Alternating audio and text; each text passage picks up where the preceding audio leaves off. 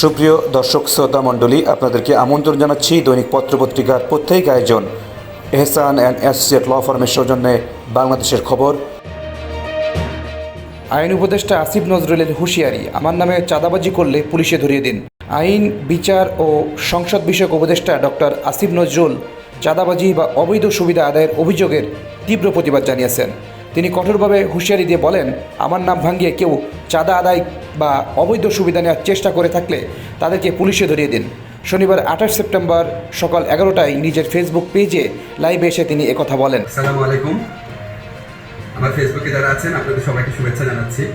আপনাদেরকে একটা গুরুত্বপূর্ণ জিনিস বলতে চাচ্ছি।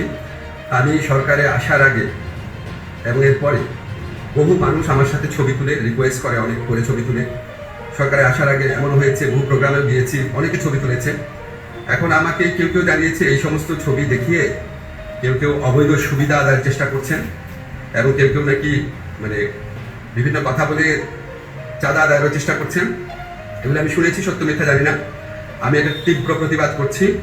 যারা এই সমস্ত কর্মকাণ্ড করছে বা করার চেষ্টা করছে, আপনারা তাদেরকে পুলিশে ধরিয়ে দিবেন। তিনি আরও বলেছেন, অবৈধ সুবিধা আদায়ের চেষ্টার প্রমাণ পেলে মামলা করুন এবং মামলার কপি আমার ফেসবুক পেজে পাঠান, আমি যথাসাধ্য ব্যবস্থা নেব।